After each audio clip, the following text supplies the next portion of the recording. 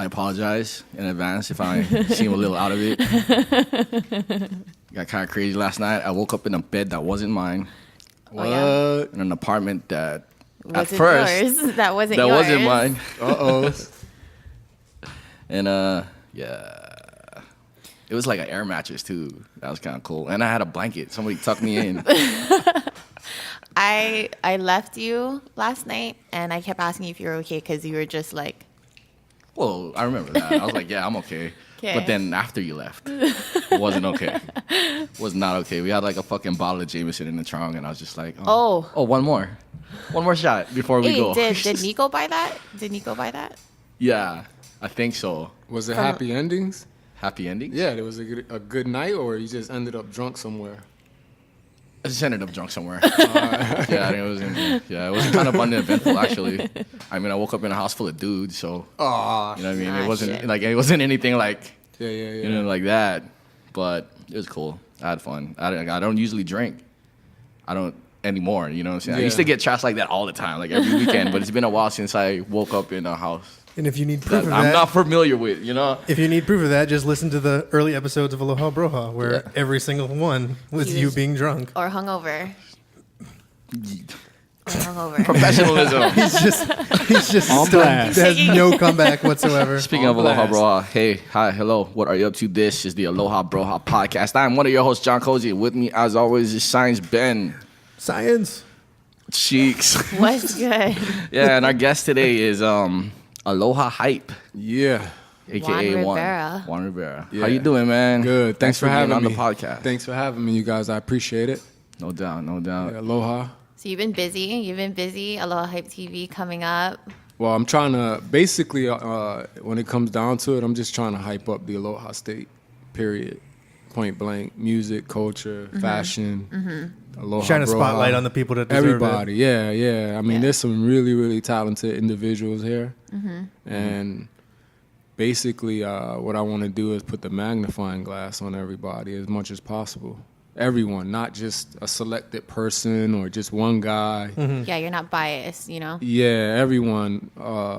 And it's open for everybody. AlohaHype.com. Anything that we can do, me and IA, Jordan, salute. Get with us if we can help in any way. I'm pretty sure that we will. So you guys are partners for Aloha Hype. You're Aloha Hype, but he's your rep. Yeah, well, not my rep. He's my partner. Oh, that's what's up. Yeah, that's he's my partner. He's been down since pretty much day one. And he's been pushing it as hard as I have, and that's a partner to me.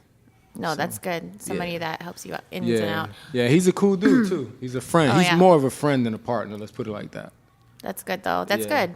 That's good because most friends, they're down, but they're not down to put in the work. You know, they'll be like, "Yeah, we'll be there for you." You know. Yeah, I'm a friend that gets down all the way down. No, I see that. You guys been putting a lot of work in. You know, you guys are out at the events and everything.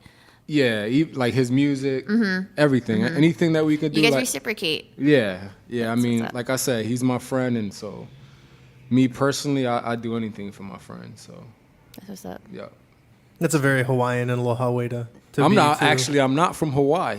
Oh yeah. I've been here for about 14 years now. Oh, yeah, by then you already picked up the Aloha spirit. Yeah, definitely. I have the Aloha spirit, and I'm trying to spread it around the world. Where you originally from? I was born in Hartford, Connecticut, and I lived in New York City for a little while. Oh, I see. My dad lived in New York. My mom lived in Connecticut. So weekends I would end up in Harlem. I see. So I got that whole New York City thing going on. Harlem. I would catch the Greyhound, get on the bus by myself at like 8, 9 years old, the headphones on, listening to KRS. Nice. You know what I mean? So that's kind of where your love for like hip hop culture and stuff like that kind of I mean, for hip hop, it was every Tuesday. Every Tuesday was a record release. Yeah, and I remember going back to at Tower Records and Criminal Minded was like one of the first albums I ever bought, and that's KRS's first album. So yeah, that's how far I think I go back with hip hop. You know, that whole Crush Groove and pretty much the Fat Boys and all that stuff. Yeah. So I pretty much go that far to music. So what's like your art? What kind of stuff do you work on? I try to be more on the creative side, more on the, I do like more of Photoshop and more of Premiere Pro, like editing, video editing. I gravitate to the video more than anything. But I'm pretty much everything, like if I can give a good, like some good advice, I'm not like music executive or anything like that, but if I can give some small advice to kind of help you go into a way that, may help. Yeah.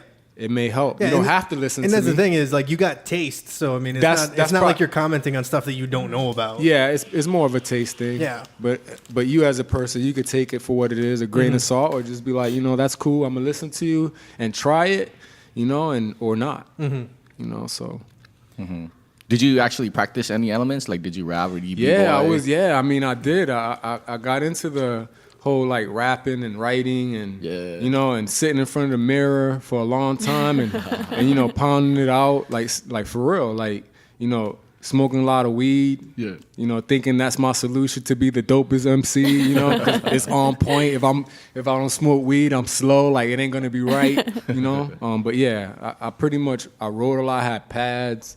Nice. We would sit in the room for hours, like literally from morning to night. I had tape reel where I would push record and we would just rap and rewind it. That's whack. Delete, play it over, do it again. Record over it over and over again. Over and over. Yep. Damn, that tape must have got some wear and tear on that. It was actually a gift from my uncle, and it had all salsa music on it. And he was pissed that I recorded on it. My bad, making the mic pop. But he was pissed because it was like old school salsa, like Willie Colon and like, like Hector Lavoe. And that's my roots, Puerto Rico, But he was actually really mad at me. Like, I'm talking about yelling. He wanted to fight me, as a matter of fact, over it.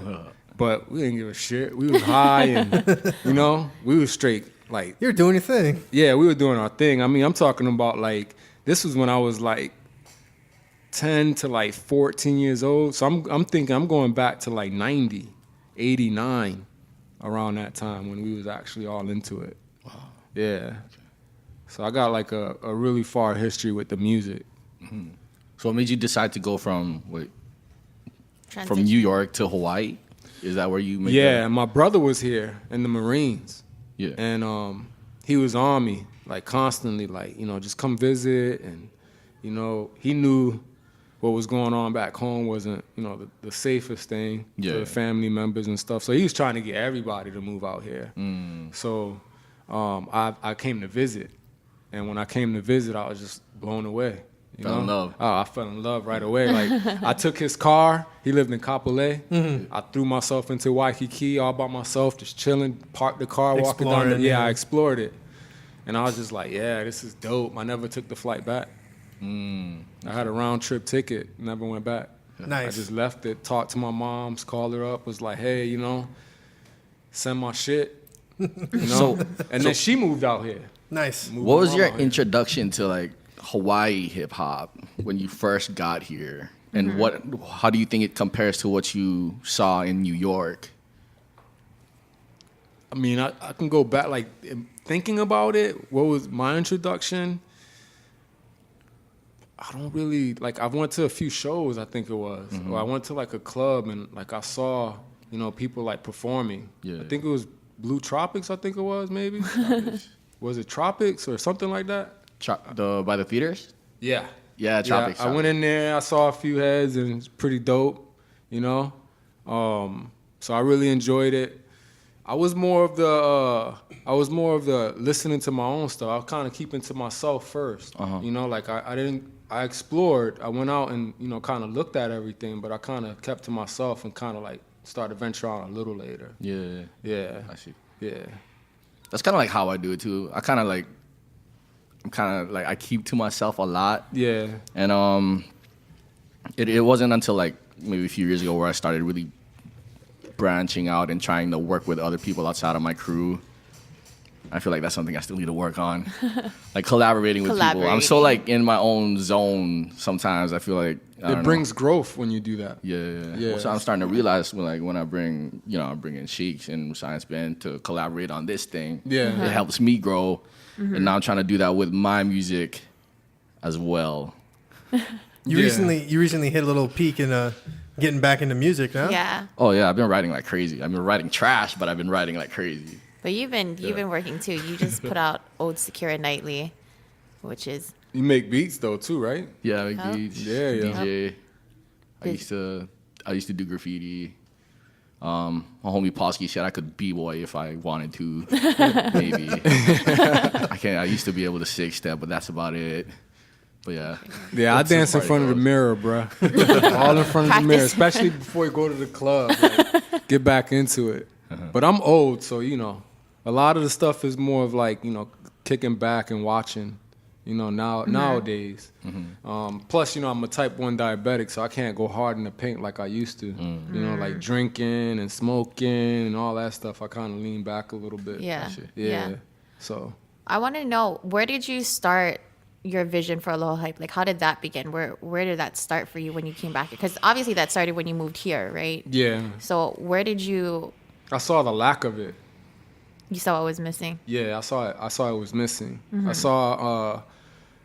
Because back home, they have, like those magazines, like fashion, culture, and music. And I always had that in mind. Like, when I came to Hawaii, I was like, they lack it. Like, back in the East Coast, they'll have, like, newspaper boxes with those type of magazines. Yeah. Like, all over the place. And they'll post bills, like, all over the place. They'll say post no bills, but they'll post them. And you'll see it everywhere. Or you'll see, like, events. Fashion culture events, music events and stuff like that. And me personally, I was thinking like, that's kind of like my give back, Like instead of just coming to Hawaii and just taking shit, like take. Straight up. Yeah, pretty much. Like, Yeah. I kind of wanted to do something like. Bring that piece of New York.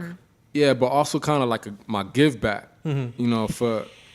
Basically, like, and I don't want to sound corny or nothing like that, because I'm not, trust me. But it was more of like, when I got here, like, Hawaii kind of like saved my soul. Yeah. Like, it purged a lot of shit. And that was like, all right, it saved my soul. Now, what do I do to give back?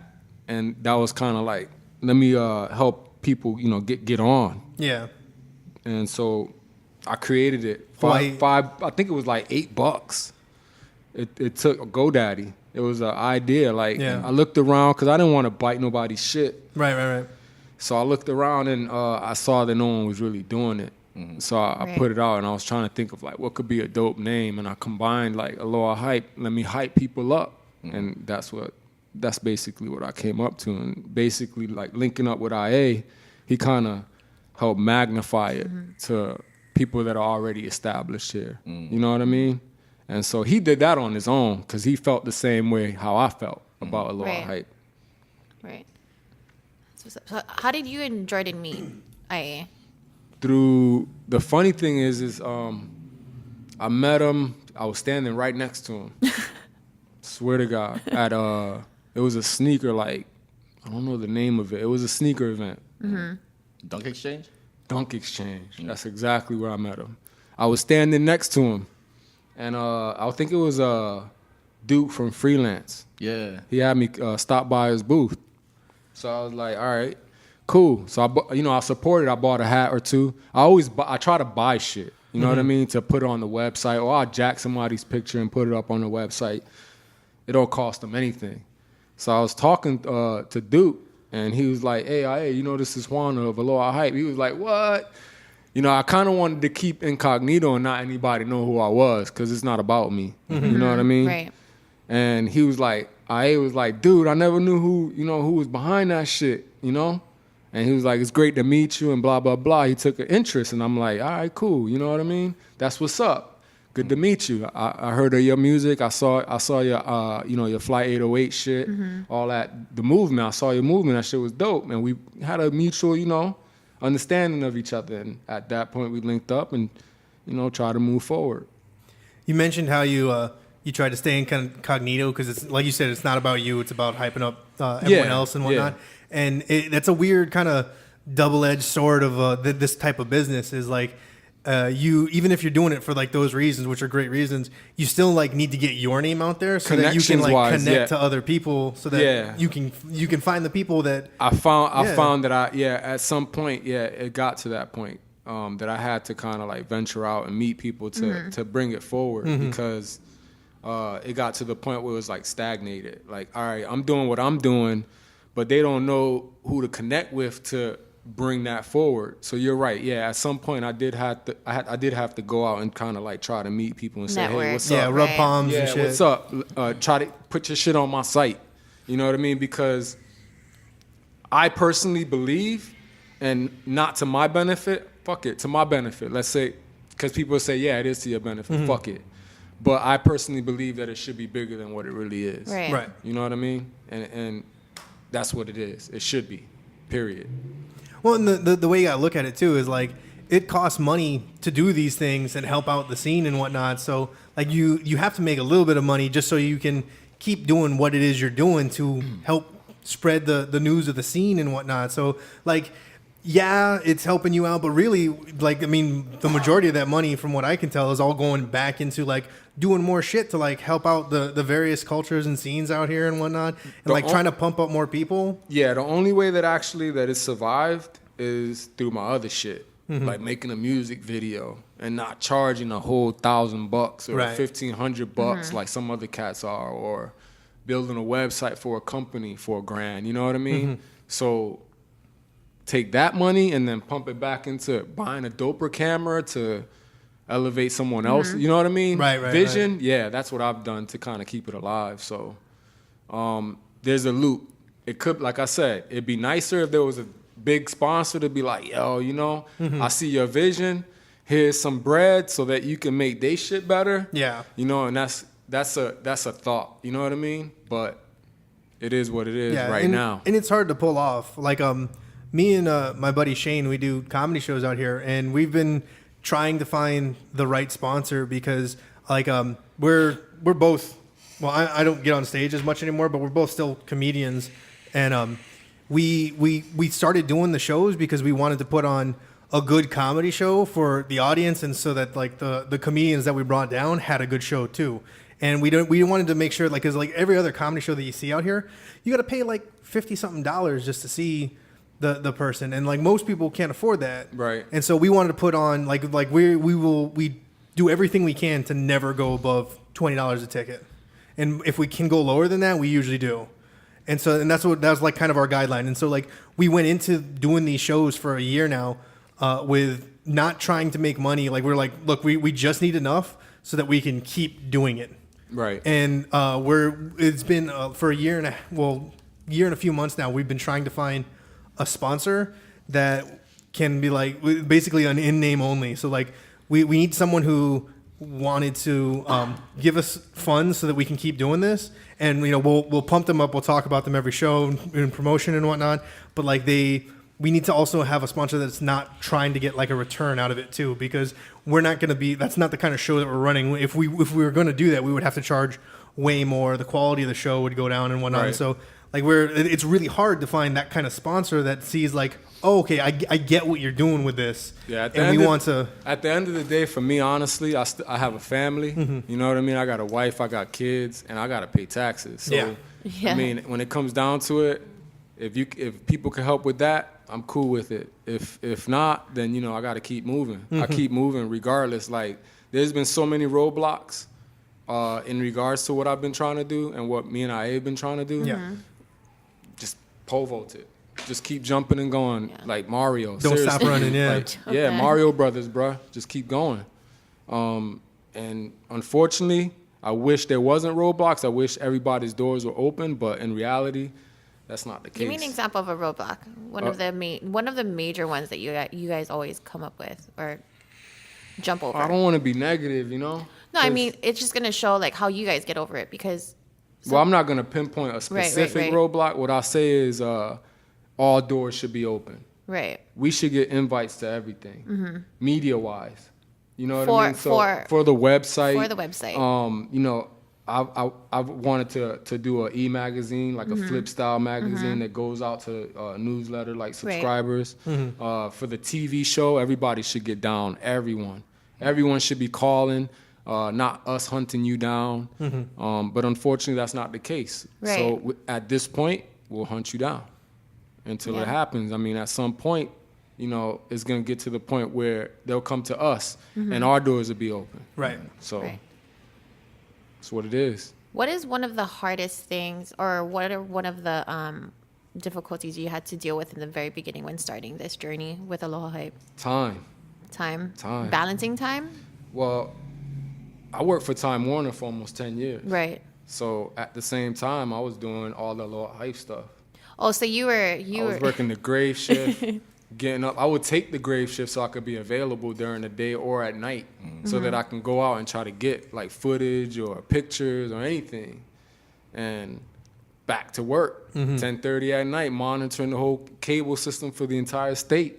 Shit go down, I was on it. I dispatched the truck. He's on the pole. I'm talking to him. Yeah, it works now. Cool. You know what I mean? And it wasn't an easy job. Right. You got to stay up. That's the first job, is staying up. And then the second job is knowing your shit, because he knows his shit. If you don't, you're fucked. You know what I mean? Third is staying awake, straight up, and not smoking blunts. For real. Yeah, I think for me too, as where I am, one of the things is time. And you saw that, I know you saw it. There's a video of J. Cole on Facebook with Angie Martinez. And there's really not enough time in a day to do anything. You sleep for 8 hours. I sleep for probably max 4 or 5. Just because I need more time in the day to do things. I can't. If I sleep longer than 4 to 5 hours, I probably had like a crazy night, like Cozy did last night. Yeah. I think my wife is probably the biggest like motivator to keep going, because there's been so many times I'm like, I don't think I could do this shit anymore. You know what I mean? Yeah. And she's just been like, you can't stop now. You got to keep going. They need you. They need you. My wife's the super motivator. Like, Solid support. yeah, No, she's that- like a 5'4" Filipino, like officer in one of the, you know what I mean? In one of the, yeah. And she just stay on me like, you got to keep going. You got to keep going. Don't stop. Don't stop. For what you do, your other half has to motivate you that way, I think. I mean, that's one of the reasons why I'm single. I just think that I can't not waste time, but it's just the support that we all need from people. It's not just friends, but the number one supporter that you need is somebody to hold you down and tell you, hey, you can't give up. You did all of this and you're going to just do it for nothing. But if she was just going to be like, whatever, do whatever you want to do. I think it's more she sees me happy when I do it. You know what I mean? She sees your passion in it, and she doesn't want to see that go to waste, you know? Yeah, I just want to keep going. I just, like I said, I'm more of a, I'm happy to do shit for people. You know what I mean? Like, I'm one of those type of people. I don't know. My cousin was saying he read something somewhere where I'm the type of person, you know, like, and I'm like, really? And I really like kind of read into what he was saying, and it's true. Like, I feel good when I do shit for other people. Like, you're I'm a cool with contributor, that. you know? Yeah, I'm you're cool a with contributor. that. Yeah. For sure. And, you know, she understands what you're doing, and she likes the idea of it, or she loves what you're doing, and she doesn't want you to stop. That's love right there. Yeah. That's support. Mad love. And how do your kids love it? Tell your kids They don't, about it. I mean, they don't really, you know, they're more gamers. Yeah. My kids are gamers, dude. Like, going to the mall. Oh, can I just stay home? Like, no, you too little. Like, what are you doing? Dude, get in the car. Dude, what are you talking about? Yeah, you're like, no, you don't get to do that till like. I'll go to jail, bro. Oh my gosh. So, tell us about Aloha Hype TV. What's going on with that? Aloha what is Hype happening? TV is something that we've been working on with Spaz, Cutmaster Spaz. He's been highly motivating and getting something on TV to kind of pretty much just kind of gather up everybody and put them on television. More of like I don't want to say a social network channel or a TV channel or anything like that, but something like this should be seen that this is happening. You know what I mean? But on a larger spectrum or larger scale. this is cool. This is cool shit. You know what I mean? Radio of the future. That's what I'm saying. You know, stuff like Revived Alive. I shot footage the other night there. You know, like Connor Boy and Jim Hurdle performing the other night with Rihanna, you know, DJing. Yeah. That shit needs to be spotlighted. You know, we got Farmers Market spotlighted on the first show. We got who else on the first show? I mean, it's just basically Spaz. You know, we talked to Spaz about, you know, putting this channel up or this TV channel up so that, you know, we can get the 18 to 40-year-olds to have something, you know? Because right what's now, out there, yeah, when you turn on the channel right now, you really just have a basketball game of, you know, Farrington playing whomever, Campbell, and that's it. There's really nothing that you can gravitate to right now. And he's been excited about it, and we pretty much, we have it almost there. We've been working at it for a long time. Like I said, I got sick. You know, I had a work schedule, like a real tough work schedule, and we had to work around it. But now I think, you know, with the whole setup, we know what we have to do in regards to getting the show put together. Like, we didn't know. We just pretty much just kind of like jumping the gun. Like, whatever we can come up with to try to make it fresh, it wasn't fresh enough. But now, you know, watching different shows like Anthony Bourdain and, you know, Dirty Jobs and, you know, kind of angling the wraparounds, like I was telling you, and good audio, because we were doing it off the camera before. You know, it wasn't good enough. And so now we kind of have a pretty good idea and a methodology, is that the word? Methodology of how it should be.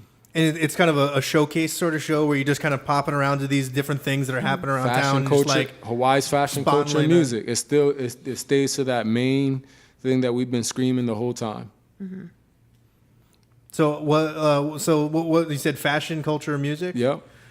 So like what kind of stuff have you gone and shot so far? Like I said, we got Farmers Market. We're gonna be shooting fresh. We want to come here and shoot you guys one day. We just did. Who else did we just do? You guys did Light Sleepers. We got Light Sleepers. Yeah, we got Light Sleepers down. I'm gonna hook you up with like the comedy scene out here, and you guys can go. That'd be awesome. Showcase some of the comedians and whatnot. That's part of the culture. You know what I mean? We got the first show is gonna put a spotlight on Willie G, this rapper out of Ever Beach. We shot him not long ago. Who else? Shit, man, a lot, bro. There's a lot. You guys been everywhere. We're gonna get Hawaii's finest. Their clothing You guys did line. the Pro Bowl. The Pro Bowl. You guys covered a lot of stuff. We went to a few parties at the Pro Bowl. We got pictures with like some of the stars. I don't know, man. Just everybody and anybody, man.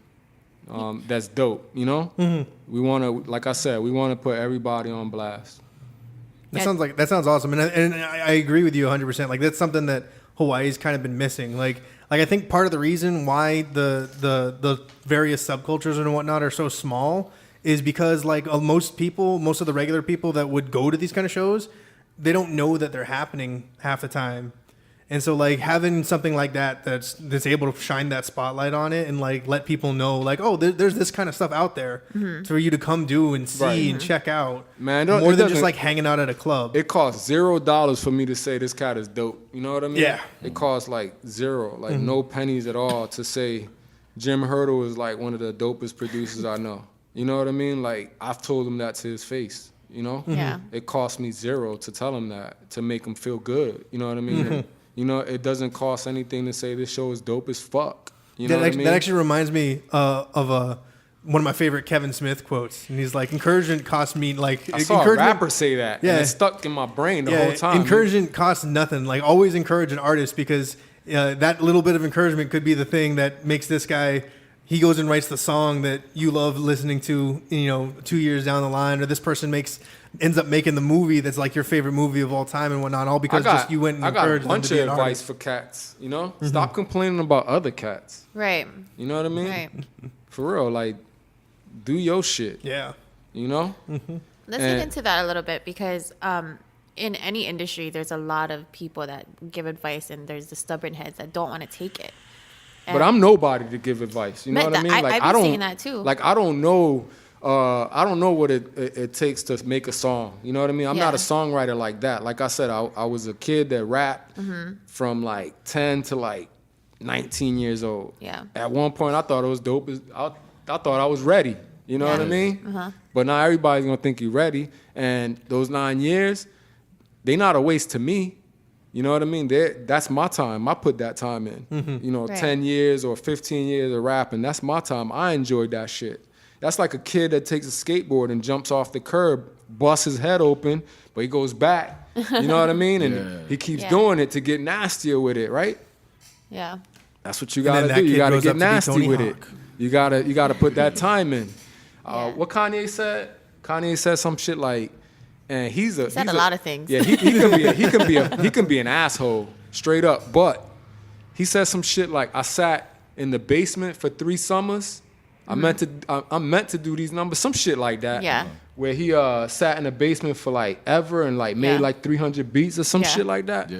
You got to put that time in if you want to be the dopest, bro. Yeah. There's that saying too, only in the dictionary, the success come before work.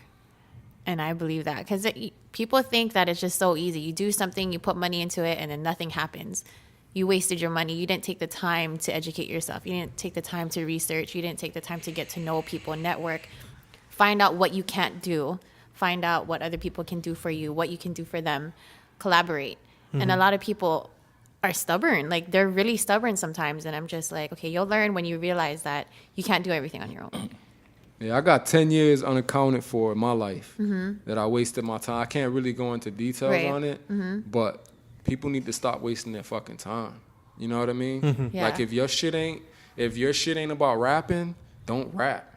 If your shit is about beat making, make beats. You know what I mean? If your shit, you gotta kind of like find that spot. If you ain't dope in rap, you might be a dope manager. If you gotta find your lane, whatever it is, find it quick and don't waste your time. And like I said, man, like me personally, like the rapping part, like I don't think I wasted my time, but you got something out of it. Well, it was experience. Yeah, it was an experience. But if I could find what I found when I was in Hawaii, and that's the video editing, those 15 years, I could have probably been like the most amazing, you know what I mean? Visual artist there is. Yeah. You know what I mean? So all I'm saying is like, at this point, if you'd found it back then, at this point, you'd not only be professional in Adobe Premiere, you'd know Avid too. Yeah, I'll be on another level. Yeah, you know what I mean? I've been having people jumping off buildings and it's off green screen master. Yeah, you know what I mean? Yeah. So that's all. I'm just saying, like, you know, support each other as much as possible and stop being whacked to the point where you're butt hurt about like this cat performing and not you. You know, I've heard so many people complain. Yes, and like I said, I'm not here to put a specific person on blast, but stop complaining. I totally agree because I totally agree. I hear that all the time, people getting put on by other people. I'm like, but are you putting work in? Like, are you emailing every day? Are you putting in work? You know what? Remember when I put myself on blast on Facebook? Yes, I put myself on blast and I called out the radio directors for not playing local music. Yeah, Rihanna pointed that thread out to me. That's when that's the day I joined that group. Yeah. Because Rihanna was telling me all about it and I you know ran what? through the thread and I was like, whoa, what's going on over here? And you know what? That was a big mistake on my part. And, you know, I apologize to all parties. Yeah. And the reason is because these cats ain't putting the work and the effort. It ain't their fault. You know what I mean? And so when it comes down to it, I put my neck out, you know, for people that were complaining, and they didn't deserve that. They didn't deserve for me to put my neck out. And it was my bad. You know what I mean? I said the wrong shit. Yeah. It could have been. It could have been toned a little better. I say it like phrasing, that. Yeah, the phrasing. And I'm not a professional writer. You know what I mean? And I apologize to all parties. And I deleted that shit. And when it came down to it, it's all about your work ethic, bro. You know, it's all about your work ethic. If you put into it 1,000%, you're gonna get 1,000% back. If you don't, and you expect to be sitting at home jolly. And you think you're going to put one verse out and you think that shit is dope to you and your 5 peep friends, then you know that's what you got to do. But I can't, you know, and that was my bad. You know what I mean? Like, I put my neck out. My head got chopped.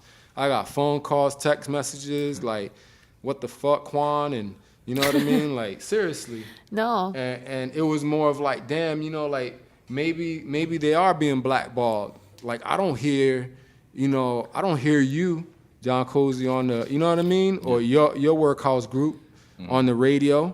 I don't hear Abe getting pumped on like 102.7. I don't hear Jim Hurdle getting, you know what I mean? Right. So it kind of made sense. Like, all right, maybe they are being blackballed. Well, if they're not going to speak up, I'll speak up for them and fuck it, you know? Even if I get my head chopped and rolled. I did it, and my head was on the guillotine and they got fucking chopped. You know? I saw that and I went, like you said before, I can't say anything because I don't have the credentials, but I don't have the credentials either. I just felt like somebody had to speak up. And the fact that you were trying to find what was going on, like why is this one part of the industry being cloaked? And that was my question. And it was just worded wrong. If I had a publicist, maybe I would have had to, you know, write it a better way. Yeah, but you know, at least it got out there. Because I heard next time you want to do it, just run it by me. I'm really good with that shit. Well, I mean, I called out a certain individual, and and come to find out he's a good dude. Yeah, and that was wrong. Mistake number one, name. Yeah, that was wrong on my part, and that's all. Yeah, because I mean, it's a question worth asking for sure, and like you said, it sounds like a lot more like it was much more about the phrasing of what was happening than the actual question itself. Yeah, it was the public speaking part of it. Yeah. The perception, Yeah. But the idea PR. of it, what you needed to get out there was there. Public relations. And that's the thing too, is even though like you said, you're doing this more for the culture than it is for you. So it's like you can take that chop, but in you taking that chop, now there's a bunch of other people that are asking that same question in their head now. Like, why isn't local music getting played? My thought was when I did it was like, fuck it, it's my group. Yeah. You know what I mean? Yeah. But then I was like, no, it's not. Mm-hmm. You know, it's not my group. It's everybody's group. Right. And I should have fucking like took a step back and had my wife read it. You know what I mean? Yeah. She would have been like, nah, Don't do that. don't put that out. That hasty posting. Yeah. Me and my crew have had like an issue with gatekeepers, you know, when we were all together. There was this one instance where we had been posted on a blog. One of our videos got posted on a blog.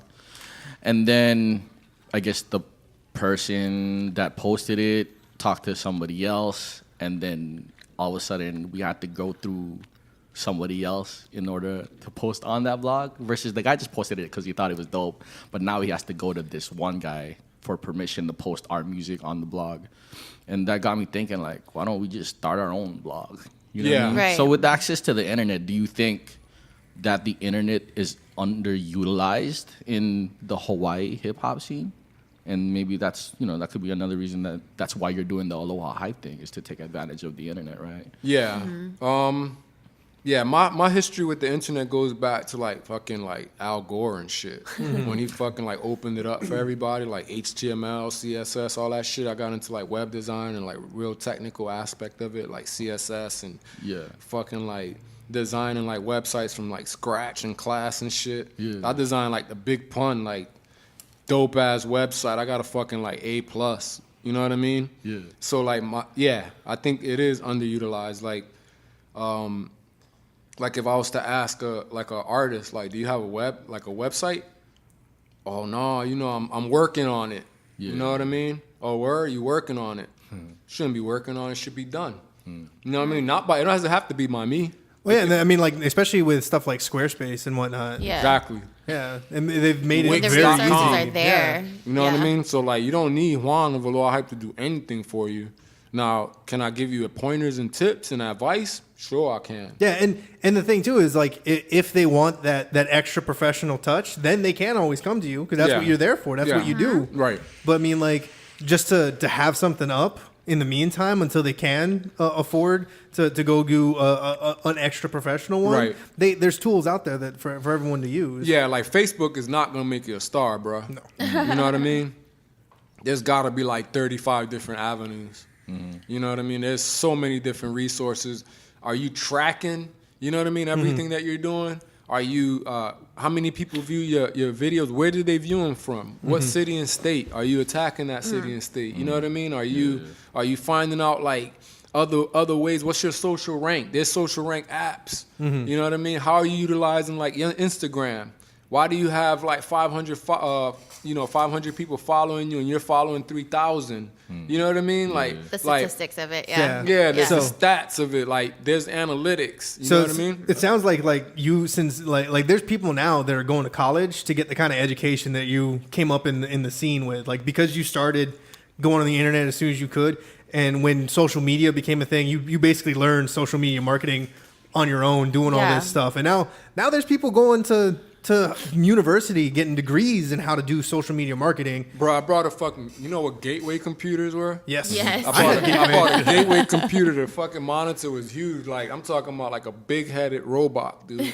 I bought that shit and I learned how to code. You know what I mean? I just learned that shit. That's something that I've kind of regretted not doing, because I've been on a computer since a young age too, like early 90s and whatnot, doing like we started off at my house. We started off with an old Macintosh, that like the Apple II, I think is one of the first computers I was on. Right. And then we ended up going to like the first iMacs when they came out. That, remember the big one that was all just everything was in the monitor? Yeah. So we moved on to one of those, and then when we moved to PC, one of the first ones we had was like Gateway and whatnot. And I've had access to it, and I've been on like the viewer side of the internet since I can remember.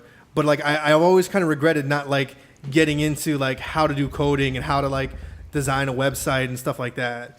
That's something that I've always wanted to like learn more about, because it's very interesting and it's very useful, especially nowadays with the internet as prevalent as it is. The closest thing I've ever got to coding was MySpace. I was probably one of, I'm not going to toot my own horn, but You're a MySpace master? I was a MySpace master. My layouts were not the same. I always had a banner. Everything was not the average MySpace page. I had my own CSS. Like I made my own codes and everything. My favorite color code, FF0096. Like I'm such a dork. But no, for real, I used to be on Photoshop, make my own banners, make my own like thing and all of that. But that was the closest thing. But yeah, I've always been like a little tech geek. Yeah.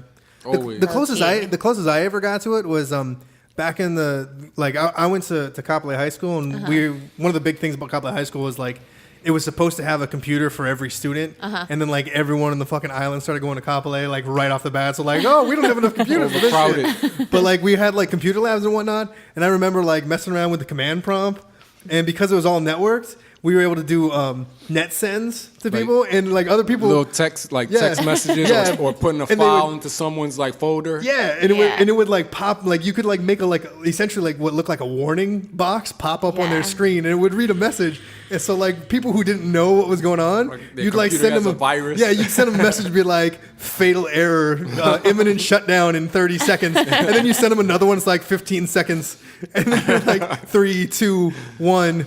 Just kidding. And then we're like, what the fuck is going on? That was so much fun doing that kind of stuff. And that's one of the things that like I regret not getting into this stuff, because there's so much that you can do through coding and through the internet and whatnot. Yeah. And like it's now cut off to me unless I like like put in a ton of time to go try, because that's the thing. One of the things that I realized, I'm gonna get off on a little bit of tangent here, but like I've been trying to teach my mom a little bit more tech stuff so that she can like understand, because we recently moved her business home, so she works out of the house now, and I've been trying to get her, whenever something goes wrong, she asks me to come fix it. And most of the time it's basic enough that I can fix it. A lot of it is like I can do basic software fixing and like some hardware stuff like that, but I'm nothing in depth. And so I've been trying to just get her to understand what's going on, and like I try and walk her through it and explain and whatnot, but she doesn't get it.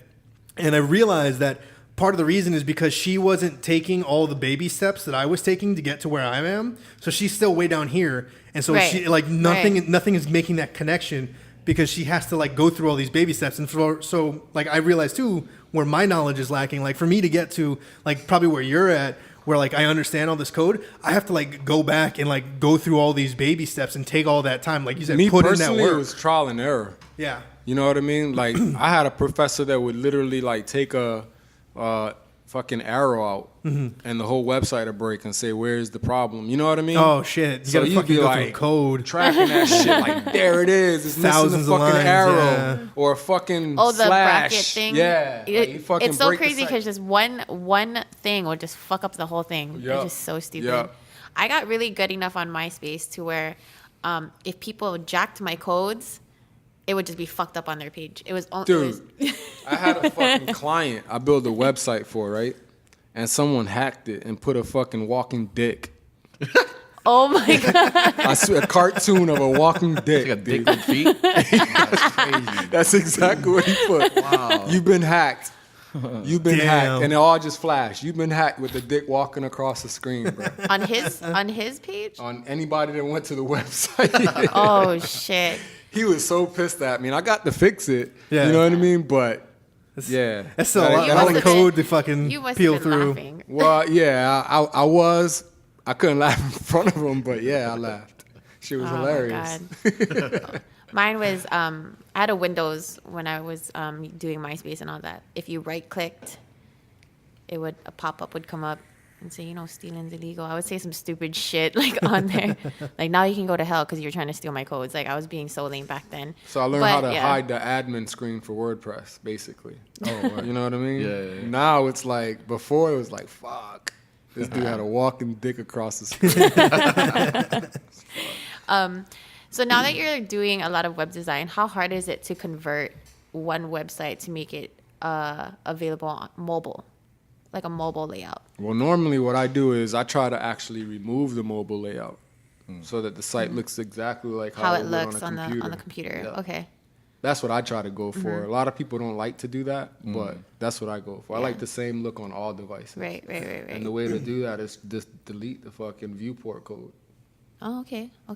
Yeah. So that way there is no M dot whatever. Right. Yeah. Yeah, it's not a functioning site. It's visually, yeah. I mean, you can get those little websites where you scroll up and that's it. Yeah. I like to see the site exactly how. Yeah. Old school. So Old school. since you do it that way, do you then design the main website to look a little bit better on mobile when people are viewing it from their phone and whatnot? The site is going to look exactly how you would if you went to a browser on Safari on a regular computer. Right. That's how I do it.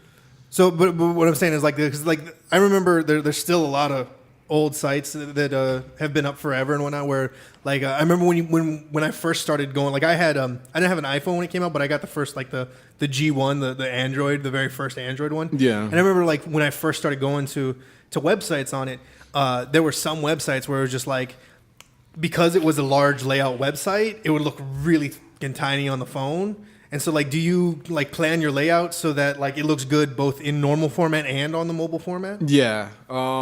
There's ways to actually do that with coding. So yeah, I try to do that. But if you have a old ass phone, I'm gonna tell you upgrade that shit. Yeah. Pretty much. That's how I be at work. I'm not even gonna lie. I use there's websites too that you can punch in the URL of your website, and it comes up with fucking every single browser that there is or that was, and it shows you exactly how the website would actually be visible. Actually will pop up and look at it, and I'll send you a report, and I'll say, hey, Ben, your phone is whack, bro. You know what I mean? Or start using a more updated browser. Yeah. What is one thing you haven't mastered yet in coding? Mastered Yet. Flash. I would love to learn Flash a little more.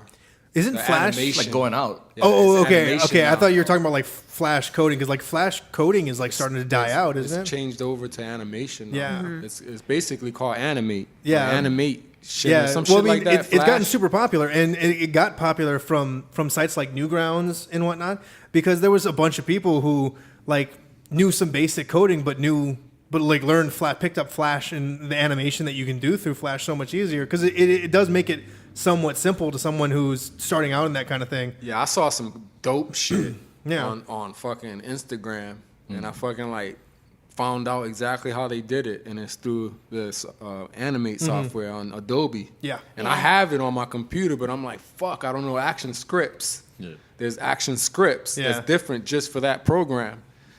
And the shit is badass. I'm like, damn, how do I make this cartoon? You know what I mean? Literally record you guys right now, turn it into a cartoon, and fucking play that shit on Instagram. Exactly how we're talking right now. Dope That's shit. crazy. That's crazy. Dope shit, bro. That's too crazy. Yeah. But have you look like a cartoon? Yeah. Like, you know what I mean? Yeah. Yeah, that shit is that's hot. really That's really hot. cool that they're able to do that kind of like, because that used to be, you know, hundreds and hundreds of hours of sitting there reworking the animation and whatnot. Fucking and now, like flip fucking style, like Yeah, exactly. books and shit. and Yeah. now they got it simplified, so it's like, okay, well, we'll take this video, and then the video is going to track these particular elements, and then that's going to get converted into these elements. Yeah, but That's now fucking you cool. fucking have one fucking picture of it and another picture of it, and you can fucking tell it to like pick up on the in betweens. Sick, bro. Nice. Sick. So like basically it can get in there and read like the waveform of a picture. Right. So like instead of you having to actually draw something like Yeah, this move- out, it automatically just picks it up and fucking puts it in between. I remember experimenting with flash animation way back in the day, and I remember like trying to do a stick figure thing, and it was like, so you draw out a stick figure, and then you're like, okay, I want him to move like this, and so you're like, move a little bit, take another picture, move a little bit, take Dude, another that's picture, exactly move how a I little would do bit. it. And there was actually coding that you can fucking tell the program to do it for you. And I'm like, fuck. Yeah. Shit is Well, hard, I mean, bro. like that stuff all came out now because there was people who were making like the stick figure fighting videos. Like those people, the people who made those are the ones that went out and were like, "Hey, we figured out how to make this easier and quicker. So here's a program now that does it for you. Here you go. Right. Now you go make your own stick figure Right. animations." And there's a whole bunch of like 3D shit that I'm trying to learn too that I've been trying to kind of like self-teach myself right now. Yeah, I dove into Blender for a while trying to do 3D or like 3D design and rendering and whatnot. That stuff is hard. Yeah. So like After Effects. Yes. There's some 3D shit in After Effects that's like super intense. That I haven't, fully grasped yet. Like I'm there, like I understand it, but like the commands and how to fucking like, rotoscope shit. Keyframing. Yeah. Yeah, the rotoscoping and all of that, like fucking like Iron Man shit. Yeah. That shit is intense, bro. Like, Oh yeah. they fucking did a lot of that type of shit, like Marvel shit. They do a lot of that shit in After Effects. Yeah. Oh, I mean, they So you got fucking like Iron Man that fucking jumps from the fucking ground all the way up in that fucking sound, and he fucking lands hard, like boom, and the ground shakes and all of that shit. That's fucking like After Effects, and I'm trying to get that shit down pat. That's crazy. But it's hard. We, It's not as easy as just saying I want to get it down pat, Oh yeah, no, I know all about that because a couple years ago, my friend wanted to send out his birthday party invitation. He had an old Obi-Wan Kenobi costume, and so he put that on, and then we basically hung blue sheets because we didn't have anything green, so we blue screened it instead. We hung blue sheets. And then I remember sitting there with him in After Effects while he was trying to rotoscope hit that image into this other image this other video that he was doing, so that he looked like the hologram but it was a hologram of Obi-Wan Kenobi talking, like sending the Evite out. And that was just, I remember just watching him go through all that shit. That shit's a pain in the It is, ass. bro. It takes very long process, and it's not easy at all, man. In rendering too, there's just the time. Like once you've got everything done, then you're gonna wait like another 8 hours while the shit Well, the renders. rendering now, all depending on your device. Like I got an iMac, and if you can boost it up to 32 gigs, you pretty much G'd up. Yeah. Yeah, like I don't think anything pretty much like I'd say maybe like the last computer I had compared to now, rendering like a whole video, like say like I was working on the Aloha Hype TV this morning. I got like 16 minutes done. Fucking Nice. like 2 to 3 minutes fucking render. Really? Yeah, compared What, to like what kind of processor do you have on? I think it's the GeForce. Okay, yeah, that's that new higher end one, the quad core, right? Yeah, I think that's what it is. Yeah, I'm those not those shit run because I just fast. got it, so I haven't really gone Yeah. into that. But yeah, fucking like them shits 32 gigs with your music or anything that you do with, bruh, it's intense, man. Yeah. Oh yeah, I got a maxed out MacBook Pro, man. I used to on my old laptop do videos like just 5 minutes of videos would take forever. Now I can do like an hour video would only it still would take kind of long, but it would render out in like an hour, Right. versus 5.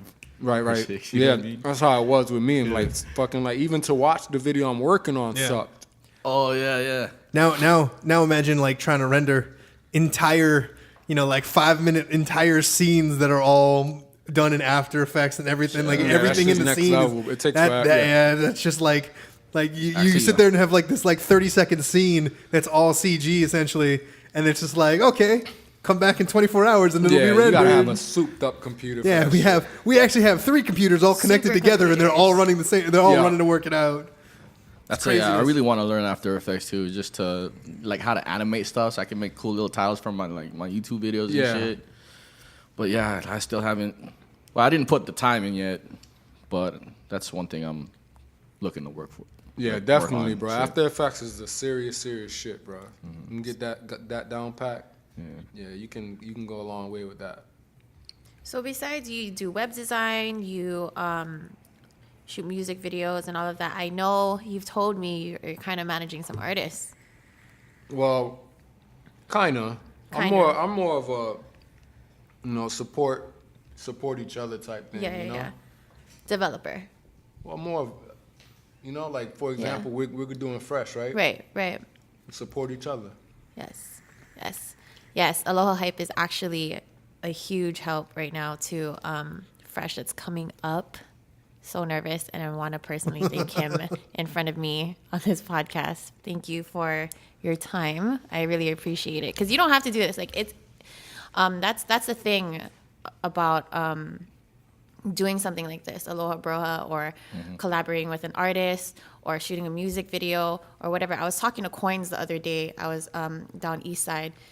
Sire is gonna make a music video for a song that they worked on, and Coins is like, you know what? I don't care. Someone just got to make it happen. Like, if you guys really want to do this, like, don't wait for everybody to say yes. Like, just make it happen. Just get things ready and get things done. And I appreciate you guys, Cozy, Ben. Yeah, this is everybody. dope. Like, This is really dope. Thank you, man. For real. Cozy does most of the work. Can't believe we made it past the year, actually. and that's one thing that really frustrates me, is when I tell people what I'm doing on the side. Like, it's not even on the side. It's like something that I'd rather. I love this shit. Exactly. This shit is hot. One thing that I don't get is, when people realize, like, I went through some things last year where I started realizing I was wasting time on some other things, and my job wasn't benefiting me, so I quit, got a new job just to give me more time. Because when I was working at the school, I was working 2 jobs, taking away time from my daughter, from hobbies and all of that. Now I can just work 1 job and provide for everything that I can do. And That's what I did. I worked for Oceanic for 10 years and just like, put you know what? in time. Yeah, I'm going to try to do Aloha Hype full time. It's hard as fuck. Don't get me wrong. See, I was trying to do that actually, because like I was working at Ruby Tuesdays as a cook, and I took that job because I was able, when they were hiring, I was able to say like I want to work 4 days a week, and I want to work the morning shift, so that way I can try and work on things in the evenings and whatnot. And that job gave me the time that I needed to like go out there and like pursue comedy, because that's what I was doing more heavily at the time. So I was able to pursue comedy. I started getting into the shows more and doing more of the stuff. And then what ended up happening was because of the setup, like I wasn't the just being a line cook doesn't pay the bills the way that it needed to. Right. And so like I kind of took a shift where I was like, okay, I'm gonna work try to find a little bit more of a steadier job. So like I ended up working in an office at this escrow company, and that was doing great. Like I still, it was less time that I had to do my other stuff, but I still was able to find that time to like try and get out there, do the podcast, do my shows and whatnot. But that was helping me pay my bills. And then come November, the housing market out here took a little bit of a dive because new lending rules came into play, and so the escrow company took a dive too. And so they're like, oh well, you're the new guy, so see ya. And I was like, well, shit, this looks like I'm not going to stay here for several years and try and build my nest egg like I thought. I'll be honest, with me personally, like Oceanic was a great job. Like I'm not going to, I'm not They really had good benefits. Oh, they had great benefits. They took care of me, and they take care of all the employees. Like really, they do. See, and that's the thing. Like, well, if I didn't join the Marines right out of high school, I probably would have been in a better position than I am. The thing is, like, when I got back, like, the thing too is when I got back from the Marines after 6 years, like, I didn't jump in to what I should have done right away and like try and find that stable position so that I can do the other stuff. I was trying to be like, just go full time at the stuff that I wanted to do, and I just like it, just over time, like it wasn't panning out quick enough. Like I wasn't able to put in the time and still pay the bills. So I was like, shit, I gotta go do other stuff. And now with the job market the way it is, to find one of those good jobs that can hold you down for while you're doing the other things, it's almost impossible unless you like can find a way to get your foot in the door somewhere. Yeah. With It's me, like so hard to with- get with- like a random hire. With Oceanic, I mean, right now it's probably hard to get in there. Like it's really, Yeah. really hard Yeah. to get that job. Yeah. Like, I've well, been the to- job that I was oh my at. gosh. Yeah. Because I was tier 3 tech support. Mm-hmm. So like you have like regular customer service, and then you have like where they transfer you off somewhere. Yeah. Yeah. I don't know where, but and then it's us, and then we roll the truck. Right. But with that job, I mean, I was getting paid good money, but it was more of like, all right, I'm sitting here and I'm saying Oceanic Time Warner Cable like fucking like 1,000 times a day, and that's it. You know what I mean? There was no lateral movement. It was Right. just that's it. That's where you're gonna be 30 That's what you're years. gonna do. You fucking Yeah. said aloha, thank you for calling Oceanic Time Warner Cable like fucking 5 million times. And I was just like, you know what? I can't do this. Yeah. I can't do this for the rest of my life. Yeah. Like, Yeah. there's gotta be something like. So I figured, with Aloha Hype, I can build the websites and do everything that I'm doing and just be out and about and do that shit. Yeah. And take that Yeah. risk. And it was worth the risk. That's good. So I fucking did it. It's good shit. You know what I mean? Yeah. Sometimes it's up, sometimes it's down. But the times is up covers the times that are down. Yeah. Yeah. That's it. And that's the way it is with most of like the arts and whatnot. Anytime that you're doing like creative stuff, there's like every actor that I hear that I look up to and I hear talking, or any comedian and whatnot, they're always talking about how like, yeah, before I like hit this level, there was always that point where, and I still like everyone always talks about like, oh, there's still that point where it's like when you're done rapping a movie or when you're done shooting a show or doing this thing, there's always that time like, fuck, I don't have a job right now. What if like I stay like this for a while? Like, well, when's the next thing gonna come Right. in? And you're like trying to jump on every opportunity you can. Right. So like I had a summer job when I was a kid. I worked for this painter dude, and we painted fucking houses. So I asked him, when did you start your business? He was like, he did exactly that. I was working for this company for however long, and I just figured, I like to fucking be alone. So he fucking started painting, right? He said, Juan, I painted one house. Good. That person told his friend, I had 2 houses to paint. I painted both their houses really good. They fucking told their friends, now I had 6. You know what I mean? Yeah. You paint 1, you paint 6, you paint 20, so as long as you do the right thing. Yeah. And then eventually It he all had enough grows. money to get people Fucking that he had wanted to do he it. had like multiple vans. He had fucking guys working at another fucking Right, location. right. You know what I mean? Yeah. And I'm working with him at his location, helping him. I'm fucking his little mixer guy. You know what I mean? Yeah. Making under the table money, like, you know what I mean? Like, And that was good money. You know what I yeah, it mean? was That's good money for me, for a kid, to go buy some kicks and some weed and shit. You know what I mean? So like, for shit like that. So like, that's what I always say. You paint one house, you paint fucking 20. You do the right thing, you do the right job. Yeah. Next thing you know, you fucking got 100 houses to paint. Yeah. Yeah, and that's actually like the exact same thing that a good friend of mine did. He was working a lot of different like retail stuff, and got to the point where he was the manager. Like he was popping around as manager of a few different stores. Like he just moved from store to store and whatnot. And then the one that finally made him go, you know what, I can't do this anymore, was he was a manager at Crocs in Waikiki. And he was just like, I fucking can't do this anymore. So he just like one day he just up and quit, and him and his wife started up the comic book store that's by my house. And like I'm like, they're proud of the fact, and I'm proud of them for this too. But like since the day they opened, they've been in the green, which is unheard of for a small business. Yeah, that's crazy. Yeah, so like they've been in black ink for basically after the first month. Like they took out the loan, they started doing everything. Been in black ink this whole time. Like They had a plan. doing, yeah, and they've been open for going on 2 years now, and they're being so successful. His father-in-law is a money manager and whatnot, and he's kind of helping them do the financial side of the business. Their father-in-law is like, you need to open you're doing so well, you need to open a second location. Like that's how, and it's only been 2 years, and they're just like, That's they're just crazy. beating it down. That's Like, unheard of, yeah, right. They're holding it down because that was the thing, is like he took all the experience that he had managing these other places, and he just went out and was like, I got to do my own thing, and just fucking Yeah. ripped at it. That's Yeah. dope. Yeah, it's That's crazy. fucking awesome. That's sick. Oh my gosh. I have so many questions, but I can't grab any of them in my head. Good. I have so many. Cozy, how you feeling over there? All over. You established that. You've been quiet for a minute. That's why I was looking at you. I had to check in. Well, since she was asking you about stuff that you're working on, you haven't done yet, I want to know, like, what don't you do? You seem to have like a finger in jack of all trades style, little finger and everything. Like, what don't you work on? I mean, I just, like I said, man, it comes like as it comes, basically, you know? And I just try to provide as the best service as I can in what I am doing, you know? So, like, if I do a music video, I try to make it hot, you know? Yeah. I'm not the greatest. There's other people that are better than me. I'll admit that. I'll be the first one. Yeah. But my price is probably cheaper, you know? And you'll do a good job.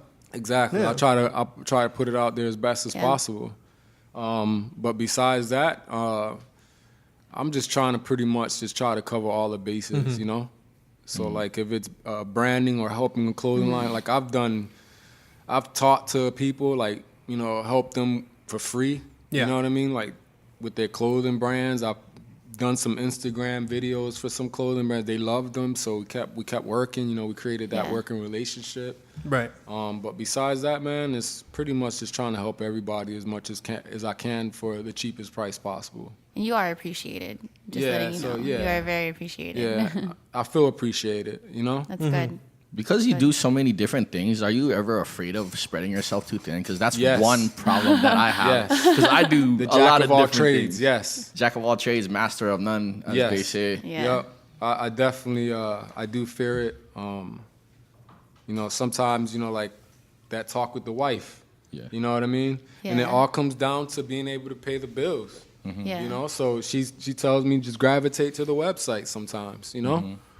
But then she's also the same person who's telling me don't stop Aloha Hype, you know? Yeah. So, you know, with the help, with like IA, you know, Professor Rob posting on the website and stuff like that, it helps, you know? The here and there helps. Like little stuff helps, you know? I wish I had 30 people to help, you know, because then I'll be able to probably do more. But then again, that might be a curse because then I'm going to go ahead and take 50 more things, you know? Yeah. So I'm just... And then plus can't two. help it sometimes. Then plus two, like that's kind of the up and down, especially like, well, I mean, that's one of the things that I'm struggling with personally in like a political sense now is like I find that so much of big business has lacking what I consider to be like a moral or ethical conscience. And like what I think is like missing in a lot of like businesses out there is that need to like, you know, okay, yeah, I have 30 people in my company. That's 30 people that I need to like look out for too. Right. Like not only are they helping me, but like I have to make sure that like that I'm helping them get what they need to do and stuff like that. Right. Make sure that their bills are getting paid and whatnot. So like if this thing that I've started like tanks, it's not just me who's falling now. It's now everybody underneath me is falling down too. Right. And like me personally, like experience-wise, like, yeah, all the website and all that stuff and, you know, the music videos and all, I have 15 years of customer service experience, you know? So that in itself, like, I might know a little bit, you know?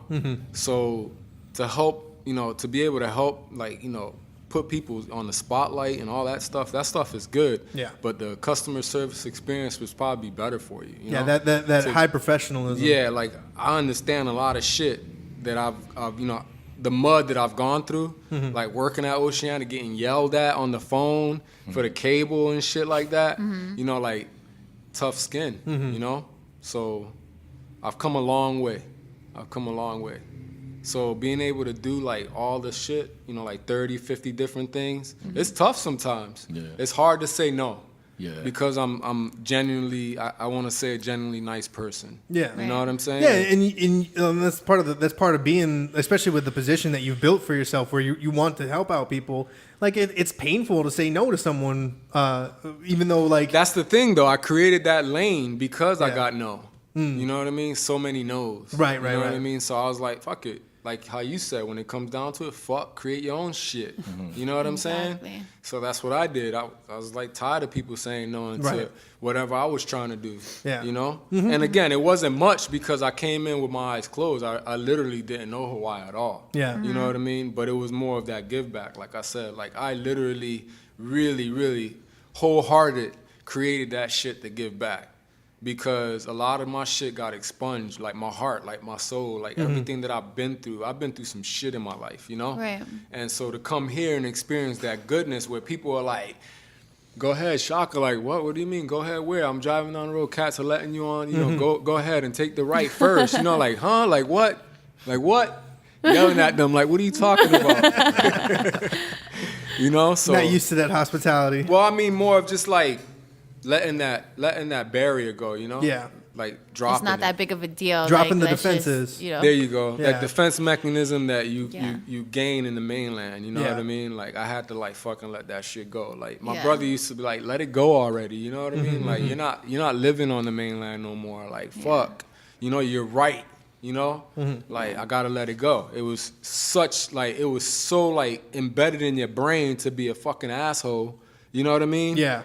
Because there's so many fucking assholes that you're dealing with on the mainland that you become kind of sensitized to it. So like you have to like kind of wash it off. Like fuck. You know what I mean? Yeah. Sometimes you have to rinse. You gotta go jump in the ocean, let that shit just wash away. You gotta rinse, bro. You have to rinse to live here, bro. If not, you're gonna be a fucking miserable person, bro. It's you gotta so crazy. Rinse. When I went to when I had a layover in Chicago last year, when I was on my way back from Miami, I just, I'm over there at the counter. I'm hungry. I just got off this fucking plane. I was delayed. Like, I'm frustrated, but I'm still there. Like, hey, can I get, how are you doing? And then the lady behind the counter just like.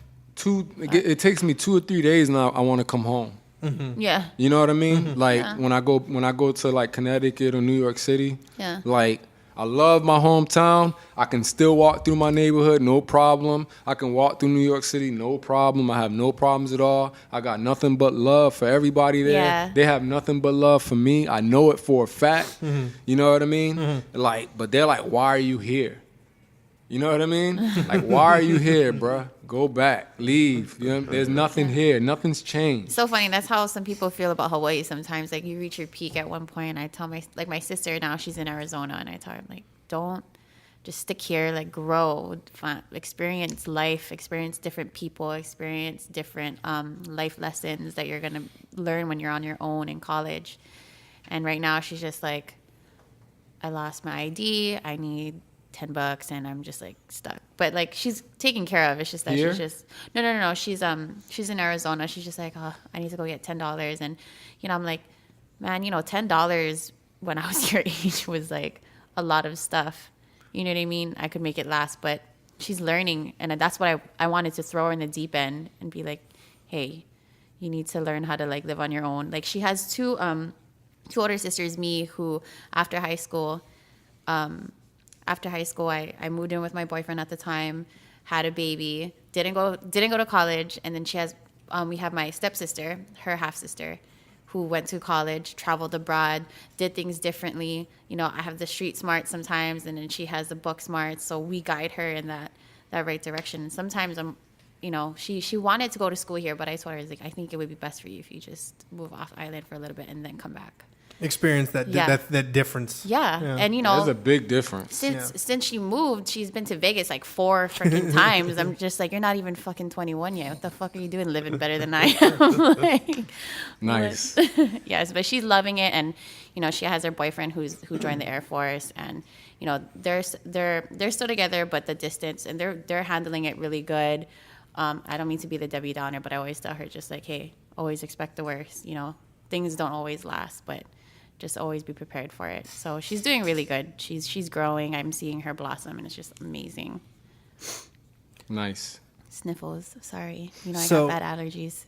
So where can people find you on the various social medias and the internet? Like where do you want people to go to check out your stuff and learn more? It's all Aloha Hype. ALOHA on everything. HYPE. Everything. If you Google it, you'll probably find all the links. But it's on Instagram, Facebook, Twitter, and it's all there. AlohaHype.com. Yeah, alohahype.com. And Cool. submit your shit, and we'll put it up. There's no cost. And coming soon. Anyone, your boys, your enemies, anybody, I don't care. It all goes up. If you in Hawaii, Yeah. you get down. I mean, there's Yeah. people on there from Brooklyn. There's people on Yeah. there from all over the place. I've Nice. gotten the crazy part is that I've gotten letters, emails. I had an old guy call me and said this is like one of the best things for Hawaii. Don't quit. Mm-hmm. A old Hawaiian man called me like, Oh, you told me about this. I yeah, remember. he called me yeah. up and he's like, hey, Don't stop. yeah, don't quit this. Don't ever stop this. Give it to someone if you have to, but don't make sure this never stops. I'm like, all right. That's always nice to hear that. Yeah, soldiers in Japan, Kuwait, Iraq, they've all like, oh, this shit is hot, you know? Yeah. Very cool. It keeps me, you know, I got somewhere to go. It's pretty Mm-hmm. dope. It was a very dope feeling. And coming soon is Aloha Hype TV. With fingers crossed, hopefully everything works out. You know, like it's all there for us to go grab, and we just gotta provide that show to the gods to be and get it to Spaz and see what they say. Very awesome. Yeah. Well, thank you so much for coming on. Thanks, man. Yes. Thanks for It was a having good me. time. It's the bomb. Yeah, and when things are rolling a little bit more and whatnot, we definitely got to have you come back like before. I'm all before for the it. show Whenever. premieres. Just have me whenever, bro. I'm on here, and then we'll set something up to get you guys on too. Sounds awesome. Yes. Wouldn't it be weird if Bill Murray showed up right now? It would be. It'd be awesome. Yeah, everybody usually says weird and awesome. Like weird and awesome. Yeah. Bill Murray. Who's weird and awesome? Yeah. Lost in translation. Good movie. Fantastic movie.